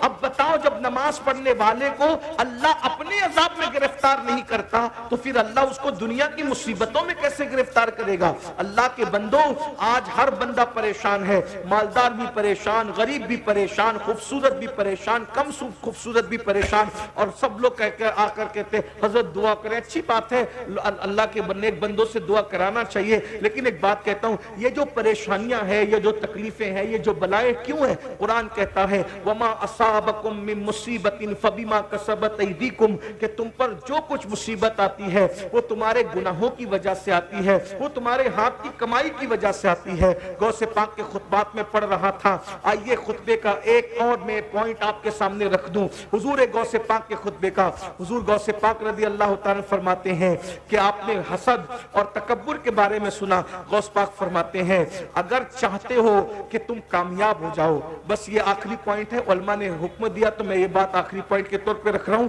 خطبات تو آپ کے بہت سارے ہیں. غوث پاک فرماتے ہیں اگر کامیابی چاہتے ہو دنیا اور آخرت کی، میں بطور مفہوم پڑھ رہا ہوں، اپنی عبادت کا رنگ چاہتے ہو. دیکھو آج اپنی عبادت کا رنگ ہم پر نہیں ہے، ہمارے چہرے عبادت کے باوجود ویسے نہیں ہے جیسے عبادت گزاروں کے ہوتے ہیں، ہماری صحت ایسی نہیں ہے جیسے عبادت گزاروں کی ہوتی ہے. وجہ کیا ہے؟ اب غوث پاک اس کی وجہ بیان کرتے ہیں. فرماتے ہیں کہ اگر عبادت کا رنگ چاہتے ہو، عبادت کا فائدہ چاہتے ہو، دنیا میں کامیابی چاہتے ہو، تو حلال روزی کو لازم پکڑو، رزق حلال کھاؤ، حلال کے سوا کچھ مت کھاؤ. آپ بھائی اپنا لقمہ چیک کیجئے، آج کیا ہم حلال کھا رہے ہیں؟ آپ سے پوچھتا ہوں کیا ہم حلال کھا رہے ہیں؟ بہت معافی کے ساتھ، بڑی معذرت کے ساتھ. دیکھو حق بات لوگوں کو تکلیف پہنچاتی ہے، لیکن ہمیں اس سے کوئی فرق نہیں پڑتا. ہم تو قادری لوگ ہیں، اللہ کے لیے سچی بات رکھ دینا چاہیے. آج لوگ جو ہیں بڑی بڑی باتیں کرتے ہیں، ہر سال حج کو جا رہے ہیں، ہر سال عمرے کو جا رہے ہیں، نمازی بنے ہیں، مسجد کے متولی بنے، یہ بنے وہ بنے، لیکن لقمے کی پابندی نہیں ہے، حلال و حرام میں کوئی تمیز نہیں ہے. جو جی میں آ رہا ہے کھاتے جاؤ، پیٹ میں ڈالتے جاؤ. کچھ تو اتنے بے باک کہتے ہیں مولانا بسم اللہ پڑھ کے کھا لو، سب حلال ہے. استغفر اللہ، انا للہ و انا الیہ راجعون. پھر کیا ہو رہا ہے کہ وہ لاٹری بھی کھیل رہے ہیں، وہ ڈیجیٹل طور پہ جوا بھی کھیل رہے ہیں.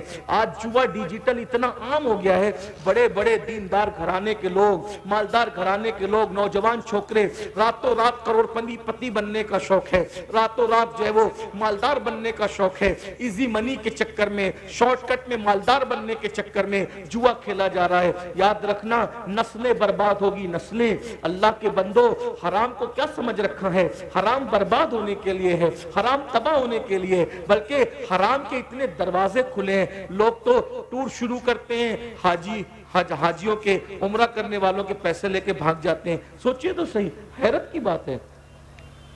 وہ غریب لوگ بیچارے جو 50-100 روپیہ جمع کر کے پیٹ مار مار کے جمع کرتے ہیں، ٹور والے ان کے پیسے لے کے بھاگ جاتے ہیں. کون ہے وہ لوگ؟ مسلمان ہیں نا. لوگوں کی ہمت کیسے ہوتی ہے حج کے نام پہ جمع کیے ہوئے پیسے لے کے بھاگنے کی؟ لوگوں کی ہمت کیسے ہوتی ہے کہ عمرہ کے نام پہ پیسے لے کے بھاگ؟ یعنی کتنی بے خوفی ہے، کتنی میں کہتا ہوں کہ یہ فرعون اور نمرود کے دور میں بھی لوگوں نے ایسا نہیں کیا ہوگا جو آج کر رہے ہیں. یزید کے دور میں بھی لوگوں نے ایسا نہیں کیا ہوگا. یعنی کتنا غفلت کی حد ہوتی ہے، غفلت کی انتہا ہوتی ہے. سید العالمین کی امت میں ہو حلال و حرام کی تمیز ختم ہے. سود پورے شباب پر ہے، جوا کے علاوہ سود یعنی بیاج پورے شباب پر ہے، دھندا کھل کے چل رہا ہے. امام اہل سنت سیدی اعلیٰ حضرت علیہ رحمہ حدیث نقل کرتے ہیں فتاوی رضویہ شریف میں کہ جس نے 1 درہم سود کا، 1 درہم کھایا، 1 درہم، اب تو درہم چلتا بھی نہیں ہے، لیکن جس نے 1 درہم کھایا 1000 سال تک وہ جہنم کی آگ میں جلے گا. 1000 سال، 1000. تحفے کوئی دیتا ہے حلال کیوں کہ بس خوبصورت تحفہ ہے، وصول کرو. سیدنا فاروق اعظم فرمایا کرتے تھے سب کا تحفہ مت قبول کرو. اب تو لوگ یہ حدیث پڑھتے ہیں تحفہ لینا دینا سنت ہے اور تحفہ چیک کرنا بھی سنت ہے. تحفہ چیک کرنا بھی سنت ہے. فاروق اعظم کہتے ہیں سب کا تحفہ مت لو، کیونکہ بعض تحفے خفیہ رشوت ہوا کرتے ہیں. ہر لفافہ قبول مت کرو، ہر گفٹ قبول مت کرو، بعض چیزیں خفیہ رشوت ہوتی.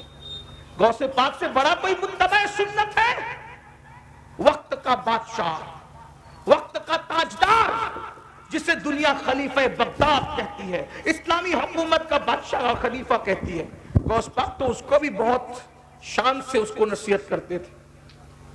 غوث پاک بادشاہ کو جب خطاب کرتے تھے کہتے تھے کھجور کے درخت سیدھے رہے ورنہ تجھے بدل دوں گا. غوث پاک بادشاہ وقت کو کھجور کا درخت کہہ کر اس کو اس کی اوقات یاد دلاتے. کبھی کہتے تھے او ستون اور کھمبے، اگر تو سیدھا نہیں رہا تو میں تجھے بدل دوں گا، ہٹا دوں گا تجھے، تیری جگہ دوسرا بادشاہ ہے. یہ کون کہہ سکتا ہے؟ غوث الثقلین کیسے؟ بے شک بے شک بے شک. غوث پاک کو صرف 11ویں والا پیر سمجھتا ہے. یہ پلاؤ بریانی تک محدود مت رکھو غوث پاک کو. جس نے پوری دنیا میں انقلاب پیدا کیا اس کو عبد القادر جیلانی کہتے ہیں. جس نے بیت المقدس کے فاتحین کو ترتیب دیا ہے اسے شیخ عبد القادر جیلانی کہتے ہیں. عیسائیوں کے قبضے میں گئے ہوئے بیت المقدس کو چھیننے کے لیے جس نے شیر نر صلاح الدین ایوبی کی شکل میں پیدا کیا ہے اس کو شیخ عبد القادر جیلانی کہتے ہیں. کیا بات ہے، کیا بات ہے. اور گھروں میں بیٹھ کر تسبیح لانا ابھی تصوف ہوا ہے، ورنہ جو اس دور کا تصوف تھا جسے پیور تصوف کہتے ہیں وہ یہ تھا کہ خانقاہ میں بیٹھ کر کے وہ ٹیم تیار کرے جو قوموں کی قیادت کرے. صلاح الدین ایوبی مرید ہے غوث اعظم کے. صلاح الدین ایوبی کا باپ مرید ہے غوث اعظم کے. بے شک بے شک. 10 سال کی عمر میں صلاح الدین ایوبی مرید ہوئے تھے غوث پاک کے. ان کے ابا لے گئے تھے، سرکار یہ میرا بیٹا اس کو مرید کر لو. غوث پاک نے دیکھا مرید کیا، کہا حضرت دعا کر دو. کہا دعا کیا، یہ تو اتنا بڑا آدمی ہے کہ رہتی دنیا تک لوگ اس کے کارنامے کو یاد کرتے رہیں گے. صلاح الدین خود بیان کرتے کہ سب کے سروں پہ ہاتھ رکھ کے مرشد دعا دیتے تھے، میرے سر پہ نہیں رکھا ہاتھ، مرشد نے میرے گلے اور گردن پہ ہاتھ رکھ کے دعا دی، اللہ تیری حفاظت کرے. ہائے ہائے ہائے، جو سمجھ گئے وہ سمجھ گئے. غوث پاک نے سر پہ ہاتھ رکھنے کی بجائے صلاح الدین کہتے ہیں میری گردن پہ گلے پہ ہاتھ رکھا. اور صلاح الدین پوری جنگوں میں چند اکیلے ہزاروں میں گھس جاتے تھے مگر صلاح الدین کی گردن کوئی اڑا نہ سکا، کوئی اس کو شہید نہ کر سکا. جب بستر پہ دنیا سے جا رہے تھے تو لوگوں نے کہا صلاح الدین اتنی ہزاروں کی فوج میں گھستے تھے مگر تم قتل نہ ہوئے. تو مسکرا کے کہتے ہیں کیسے وہ گردن کٹتی جس پر شیخ عبد القادر جیلانی نے ہاتھ پھیرا تھا. سبحان اللہ، کیا بات ہے. وہ گردن کیسے کٹتی جس پر غوث اعظم غوث پاک نے جو بیت المقدس کے فاتحین تھے اس میں 60% حضور غوث پاک کے مرید اور خلفاء تھے. تاریخ پڑھیے آپ کیا سمجھتے ہو. غوث پاک کے مدرسے سے ایک وقت میں 3-3 ہزار علماء اور فاضل فارغ ہوتے تھے اور غوث پاک اپنا پورا مدرسہ اپنے خرچے سے چلاتے تھے. چندے کا کوئی سسٹم نہیں تھا، بادشاہ سے کچھ نہیں لیتے تھے. ابھی میں بتانے لگا ہوں آخری بات کے طور پہ کہ بادشاہ کی حالت کیا کر رکھی تھی. کئی ملکوں میں غوث پاک کا کاروبار چلتا تھا اس دور میں. انٹرنیٹ کا دور نہیں تھا، ٹرین کا دور نہیں تھا، پلین کا. کئی ملکوں میں غوث پاک کا مال تجارت جاتا تھا. اتنے مالدار تھے غوث پاک کہ روزانہ نئے کپڑے پہنتے تھے اور دوسرے دن اس کو فقیر کو پہنا دیتے تھے. یہاں تو عالم اگر کرانہ دکان کھول لے تو پوری بستی کو تکلیف ہوتی ہے کہ یہ مولوی ہے کیسا جو کرانہ دکان چلے. غوث پاک تاجر ہے پھر بھی بڑا پیر مانے گا، اور امام نے کرانہ دکان کھول دی تو اس کو امام ماننے تیار. صحیح فرمانے والے. یہ کیا فکر ہے؟ ارے کوئی تاجر سے کم ہے آپ کے یہاں؟ جس کا کلمہ پڑھتے ہو وہ نبی ملک شام تک جاتے تجارت کرنے. جس کے مقلد ہو وہ امام اعظم بھی تاجر تھے اور جس کے مرید ہو وہ غوث اعظم بھی تاجر تھے. لوگوں کے ٹکڑوں پہ پلنے کی بدعت تو ابھی ایجاد کی گئی میرے بھائی. ہمارے بزرگ ٹکڑوں پہ پلنے والے نہیں تھے، اپنے ٹکڑوں پر دنیا کو پالنے والے تھے. آسماں خان زمین خان زمانہ مہمان صاحب خانہ لقب کس کا ہے تیرا تیرا. اور نکلو دقیانوسی فکر سے ستاروں کے آگے جہاں اور بھی ہے ابھی عشق کے امتحان اور بھی ہے. تو شاہی پرواز ہے کام تیرا تیرے سامنے آسماں اور بھی. مذہبی طبقے کو اپنے امام کو کہو حضرت آپ تجارت کریے میں آپ کا سپورٹ کرتا ہوں، چلو اپنے پارٹنرشپ میں کرتے ہیں، چلو کرتے ہیں. اماموں کو تاجر بناؤ تاکہ نہ پھر تقریر کی کوئی فیس طے کرے گا نہ تراویح کی کوئی فیس طے کرے گا. کیوں؟ جب تقریر کرنے والا تمہاری طرح سیٹ ہوگا تو وہ اور پیسہ دے کر کے جائے گا، وہ مانگ کر کے کیوں جائے گا؟ مانگنے والی قوم تو تم نے بنا رکھی ہے نا، کیونکہ تم اپنی قوم اپنے مذہبی طبقے کو کچھ کرنے نہیں. امام اعظم تاجر تھے، کچھ نہیں، کوئی تکلیف آپ کو نہیں ہے نا. لیکن امام اعظم کے دور میں ہوتے تو جیسے آج اپنے امام سے تکلیف ہے، اس دور میں بھی آپ کو امام اعظم سے بھی تکلیف ہوتی، کیونکہ جب آپ کے پاس تکلیف والا دل ہے تو آپ کریں گے کیا، ہے نا؟ تو خدا را ذرا فکر اونچی کیجیے، خدا تجھے کسی طوفان سے آشنا کر دے کہ تیرے بحر کی موجوں میں اضطراب نہیں۔ بات کیا کر رہا تھا؟ سرکار غوث پاک اپنا مدرسہ اپنے پیسے سے چلاتے تھے تجارت، اور کتنے 3000 فارغ ہوتے، ہر سال فارغ ہوتے تھے، تو جس مدرسے سے 3000 فارغ ہو رہے ہوں اس میں پڑھتے کتنے ہوں گے؟ 30 بچے فارغ کرو تو کم سے کم 300 پڑھانا پڑتا ہے، تو 30 فارغ ہوتے ہیں، تو جہاں 3000 فارغ ہو رہے ہو تو وہ پڑھتے کیا؟ پھر کس کا خرچہ؟ صرف غوث پاک کا۔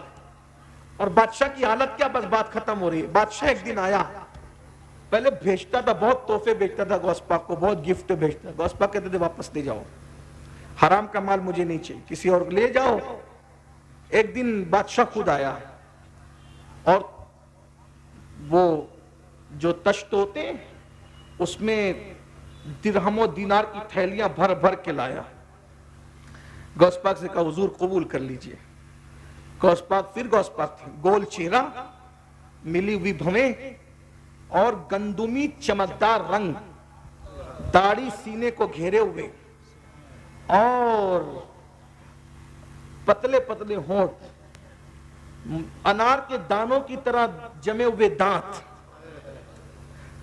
مشک کی جسم سے آتی ہوئی خوشبو جس پر کبھی مکھی نہیں بیٹھی، 70,000 کے مجمع میں اتنی بلند آواز سے گرجدار تقریر کہ پہلا بندہ سنتا تھا تو 70,000 کے مجمع میں آخری بندہ بھی ویسے ہی سنتا تھا۔ یہ آواز کی گھن گرج، اور غریبوں سے اتنا پیار، ان کے ساتھ بیٹھ جائیں، اور بادشاہ آئے تو اس کے لیے اٹھ کے کھڑے بھی نہ ہو، کبھی اس کے لیے اٹھ کے کھڑے نہیں۔ اور ہم لوگ غریب نظر انداز اور مالداروں کی غلامی، غریب کا جنازہ پڑھنے کے لیے کوئی نہیں آتا، اور مالداروں کے یہاں جنازے کا کاندھا بدلنے والوں کی قطار لگی رہتی ہے۔ صحیح فرما رہے ہیں۔ ارے میرے بھائی، کوئی کڑکا کسی کڑکے کو کیا دے گا، کوئی محتاج کسی محتاج کو کیا دے گا؟ مالداروں کی غلامی کرنے والوں، مالدار برے نہیں ہیں، لیکن غریبوں کی بھی کچھ قدر کر لو۔ غوث پاک فرماتے ہیں ایک دن میں نے اللہ سے پوچھا اللہ تو مجھے کہاں ملے گا؟ اللہ سے میں نے پوچھا اللہ تو مجھے کہاں ملے گا؟ تو اللہ نے فرمایا غریبوں کی بستی میں ڈھونڈ لے، تو میری رحمت کو وہیں پہ پا لے گا۔ سبحان اللہ، سبحان اللہ، سبحان اللہ۔ آج تو غریبوں کے پسینے سے بدبو آتی، بھائی آپ تو غریب کی خیریت نہیں پوچھ سکتے میرے بھائی۔ کپڑے دیکھ کر خیریت پوچھتے ہو، موبائل دیکھ کے خیریت پوچھتے ہو، بائک دیکھ کے خیریت پوچھتے ہو، کار دیکھ کے، بنگلے دیکھ کے، تو کیا تم نے دولت کو اپنا خدا بنا لیا؟ معاذ اللہ۔ اگر تم خدا کے لیے خیریت پوچھ رہے ہو تو تمہارے لیے غریب اور امیر میں کوئی فرق نہیں ہونا چاہیے۔ اگر تم خدا کے لیے جنازے میں گئے ہو تو غریب کے جنازے اور امیر کے جنازے میں تمہارے لیے کوئی فرق نہیں ہونا چاہیے۔ بدلو اپنے آپ کو، تبدیل کرو۔ کیا کہہ رہا تھا؟ توجہ۔ بادشاہ نذرانہ لے کر آیا، وہ غوث پاک لے جا، تیرا نذرانہ میں نہیں لیتا۔ انہوں نے کہا سرکار قبول کر لیں۔ فرمایا نادان، میں تیری جنت چاہتا ہوں اور تو میری جہنم چاہتا ہے؟ لوگ کے خون پسینے کی کمائی نچوڑ کر میرے پاس لاتا ہے، حرام میرے پاس لاتا ہے۔ اس نے کہا حضور لے لیجئے۔ غوث پاک نے جلال اور غصے کی کیفیت میں 2 تھیلیاں اٹھائی جس میں مال بھرا ہوا تھا، اور اس کو جب نچوڑا ہے فاتح خیبر کے بیٹے نے قوت حیدری سے، تو پھر اس تھیلی سے خون ٹپکتا ہوا نظر آیا۔ غصے میں فرمایا لوگوں کا خون نچوڑ کے لا کے مجھے تحفہ دیتا ہے، اگر تیری نسبت رسول کا خیال نہ ہوتا تو ان تھیلیوں کو اتنا نچوڑتا کہ تیرا محل اس خون میں ڈوب جاتا۔ غریبوں کی رقم لوٹتا ہے، غریبوں کے خون پسینے کو لوٹ کے میرے پاس لاتا ہے، لے جا، یہ جس کی امانت ہے اس تک پہنچا دے۔ غوث پاک ایک خوبصورت جملہ سنے، بات پوری۔ غوث پاک کہتے ہیں اپنی قوم سے تقریر کرتے ہوئے، روزہ رکھتے ہو رمضان شریف کا؟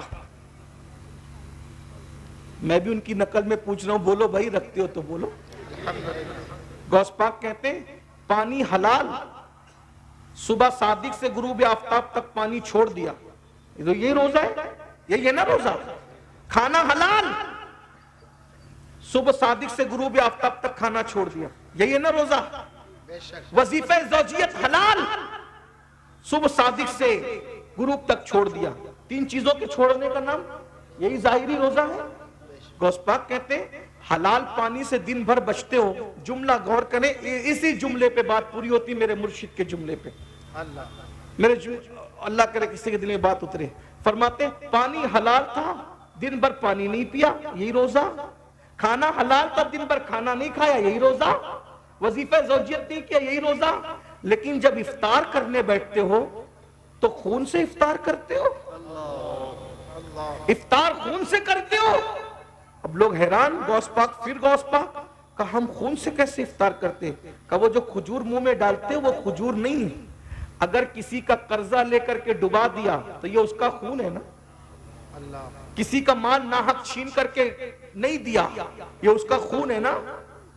یتیموں کا مال ہڑپ کر لیا, بہن کا حصہ غصب کر لیا, بھائی کا حصہ غصب کر لیا, دیتا نہیں, تو وہ کھجور نہیں ہے, وہ لوگوں کا خون ہے. خون, وہ حرام مال لوگوں کا خون ہے. خون. تو کہا پانی حلال تھا وہ چھوڑ دیا, کھانا حلال تھا وہ چھوڑ دیا, وظیفہ زوجیت حلال تھا وہ چھوڑ دیا, اور خون تو حرام تھا اس سے افطار کر رہا ہے. یہ جو دسترخوان سجے ہیں یہ حرام سے نہیں سجے. اگر یہ حرام سے سجے ہیں تو لوگوں کے خون سے سجے. جو قوم لوگوں کے خون سے افطار کرتی ہو اس قوم کے روزے کا کیا حال ہوگا؟ تو حرام کھانے والا صرف حرام نہیں کھاتا, لوگوں کا خون چوستا ہے.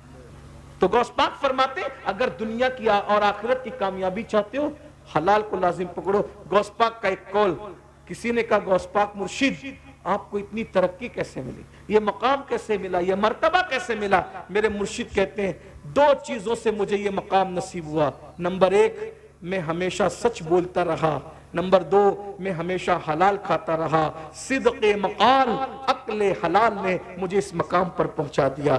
آئیے ہم بھی سچ بولیں, حلال کو لازم پکڑیں انشاءاللہ. آپ کہتے ہیں بہت ٹف ہے حضرت, میں نے کہا کوئی ٹف نہیں ہے, سچی نیت کرو. اللہ کا وعدہ ہے والذین جاہدوا فینا لنہدینہم سبلنا, جو اللہ کی راہ میں کوشش کرتے ہیں اللہ ان کے لیے رستے پیدا کر دیتا ہے. اللہ ہم سب کو توفیق عطا فرمائے. دوران گفتگو کوئی غلطی ہو تو اللہ تعالی معاف فرمائے. استغفر اللہ ربی من کل ذنب واتوب الیہ وما علینا الا البلاغ. السلام علیکم ورحمۃ اللہ وبرکاتہ.